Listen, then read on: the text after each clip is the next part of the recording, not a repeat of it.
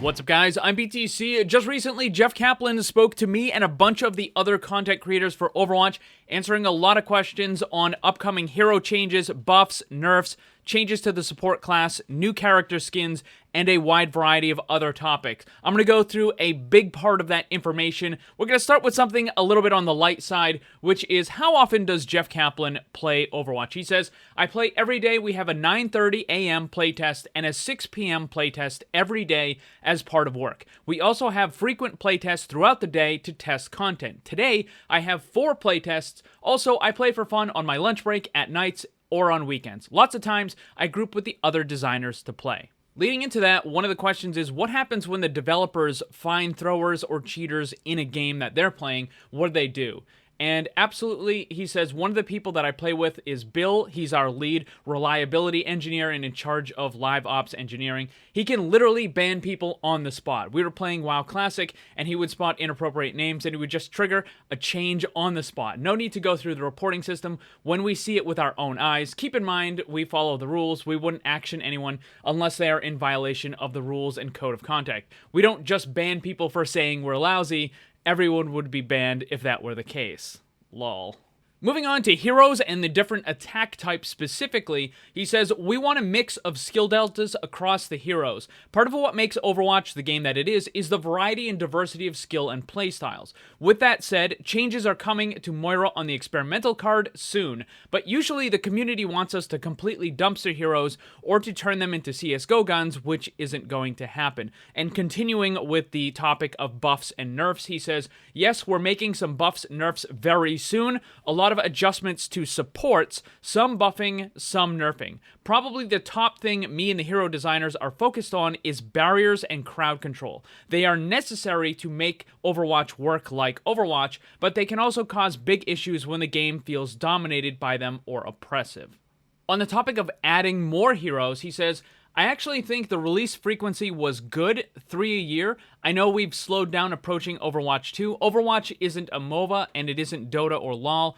We don't want to have hundreds of characters in the game. Also, our players identify with our characters in so many ways and want more from them, stories, skins, balance, etc. That adding lots of heroes more frequently sort of takes away from that. I also don't think the game needs infinity heroes. I think it plays best when you can recognize enemies, etc. for roles. If we were to do it all over, we'd have a better balance between tank, support, and DPS, but I think never adding DPS again until we have even numbers is a huge mistake. I do like their identities. That's something that I think we do a good job with, although we almost had World War III over Hammond. The team was very split. We absolutely plan on adding more heroes to the game, specifically in Overwatch 2. I know the player base disagrees with me on this, but adding more heroes won't change queue times. We want to add them because they're cool and fun.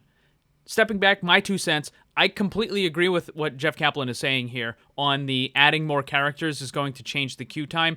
I don't think that adding 10 new heroes to the tank class is going to suddenly make lots of people want to play tank. Yes, it will happen at first. That happens with any new character. It's just the way it is because people want to play the new stuff. But that kind of wears away very quickly. I think the fundamental problem is that people don't like to play tank. It's just not a fun experience for a lot of players. And Blizzard needs to address that.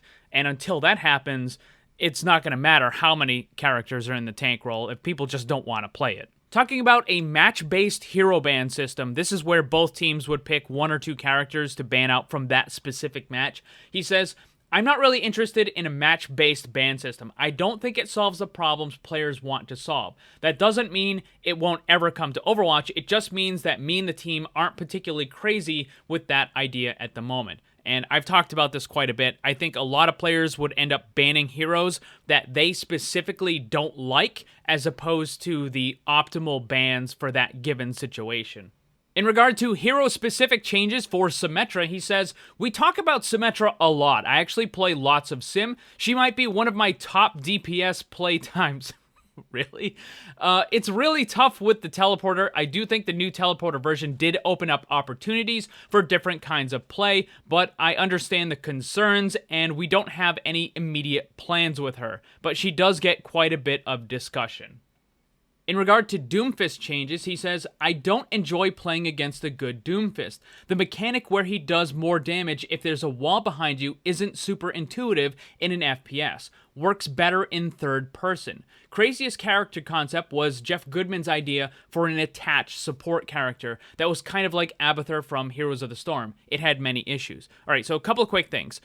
Yes, the first-person mode does make it very difficult for the kind of wall bounce mechanic that Doomfist has. Essentially, what he's talking about here is that you never really know how close you are to the wall that's behind you, and you'd have to actually turn around in order to see that in a lot of cases. So you don't know if you're going to be just far enough away so that the bounce from Doomfist's punch isn't going to take you out in the one hit. So that's what he means by having it be very unintuitive. If you were in a third-person mode, then it would be very easy. So, for example, if you're Hammond or Reinhardt who's holding up the shield, then you're going to know where the walls are, but for everybody else, it's just not really that good of a thing.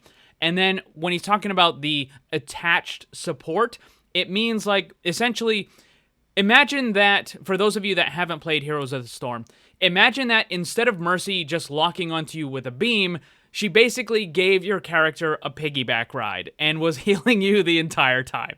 That's essentially what an attached support is. But as Jeff Kaplan said, that type of character design has a lot of issues. Moving on to new character skins, he says, skins are designed very far in advance, almost a year. In fact, the current team is working on the skins for the next Lunar New Year. That's how far out it is. They go through a very long pipeline to get made, though. We love community suggestions and pay close attention. For Mercy, it's fun to do light and dark skins, so good odds she has a cool skin coming up.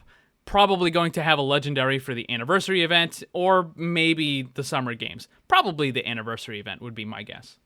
In regard to the endorsement system, he said, we're glad that we got the system in. We don't think it's perfect overall. It had a really good impact on the game in terms of reducing bad behavior and encouraging better behavior, but there are things that don't really work out with it that we'd like to change. For example, I don't think the shot caller, good teammate, etc. are really accurate. Most people are just generally thumbs-upping a good teammate and not really saying why, so we could make some changes there to simplify things. In regard to the game changing over time, he says, any good game has a strong core vision, but any live game has to adapt to the player base. The player base at large knows so much more about the game than they did 4 years ago, it would be silly not to adapt. I think hero limits and role limits are a good example of necessary design decisions that were right when they were implemented, but not needed back in 2016. It doesn't mean the vision for the game has changed. The vision for the game is a highly competitive FPS with epic, amazing, unique heroes. It's a bright, hopeful future version of Earth. That vision has never changed, even though some of the mechanics have. He talks a little bit about smurfing. He says there are many elements to smurfing. Someone owning a second account, for example, to play a different role, or because they want to play with friends, or they want to be anonymous to one social circle. Basically, the developers themselves, they don't want to be known in-game, really. Also, streamers and YouTubers have alternate accounts so they don't always get recognized, that kind of a thing. He says, as a base rule, it isn't always bad. What's bad and infuriating is boosting, throwing, and generally trying to manipulate matchmaking in some way. We hate that. We have lots of focus and attention on that. Some things I can't mention or they wouldn't be effective, but it's an area where we really want to get better at detection and action. I'm a big fan of phone verification. It doesn't 100% solve problems, but it helps a lot. I always push for more. There are some issues and some players feel slighted by it. Also, console rules add complexity to the smurfing issue.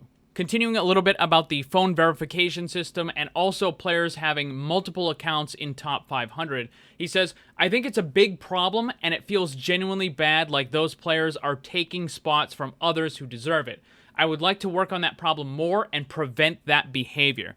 So essentially you have some of these players who have multiple accounts and they try to bypass the phone verification system by just having different phone numbers on those accounts. Because in case you didn't know, in order to get into the top 500, in order to be eligible for that listing, you have to have your account phone verified. So in order to get around that, players just use different phone numbers from a friend or a family member or something like that, and they just keep doing that. And this kind of goes into the smurfing issue where even if you had phone verification, you could just have a friend's number or a family member's number. Obviously, grandma is never going to play Overwatch, so you can just use her phone number, and it's not going to be a big deal if that account gets banned or something like that, right? So this kind of goes hand in hand with that.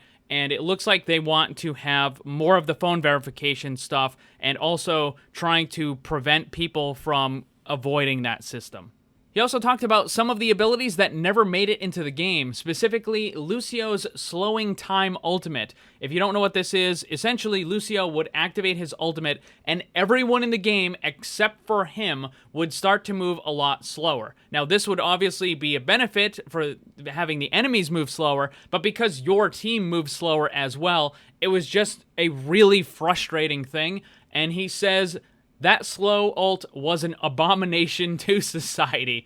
That was like the worst thing we ever did.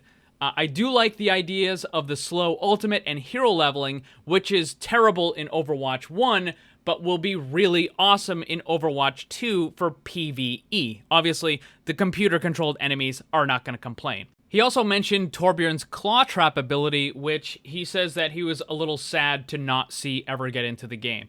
And in case you're wondering what that is, I've actually shown that footage in some of my other videos. Here it is right here. What would happen is Torbjorn would throw the claw trap onto a wall or onto the floor, and when players went by it, it would spring out and grab onto them and kind of lock them in that area. Now, it wouldn't hold you in one specific spot, not like the Junkrat trap, where you just kind of can't move at all. What it would do is it would tether you to the wall, similar to what happens with Hammond and his tether, where he connects himself to the wall. So imagine that happens, but you're not able to break it. So you can still move around, it's just you're not going to be able to go further than the claw and the tether is going to allow you. Quick recap, looks like we're going to be getting a new experimental card very soon, probably next week, which is going to include a bunch of changes for the support characters. My guess is it's going to be nerfs for Moira, a buff for maybe Zenyatta or Brigitte, and also Mercy is going to be getting a new skin pretty soon. My guess is probably a legendary for the anniversary event. There might be some changes to crowd control barriers and possibly even Doomfist coming up as well, which would probably be included in a different experimental card. And one final thing, in case you didn't hear, I made a custom adventure map for Minecraft about 8 years ago. It was super popular, it had over 1 million downloads, and it was just recently put on the official Microsoft Minecraft Marketplace. You can get it now. I have a link for it down in the description. If you still play Minecraft, or if you just want to try out a map that I made, you can go down there. It also helps support me a little bit. Thanks for watching, and if you'd like to see more, make sure you subscribe and hit that bell to get notified. You can get some cool gear, join my Discord server, or follow me on social media with the links down in the description below. Special thanks to my Patreon supporters, and remember, always blame the controller, because it's never your fault.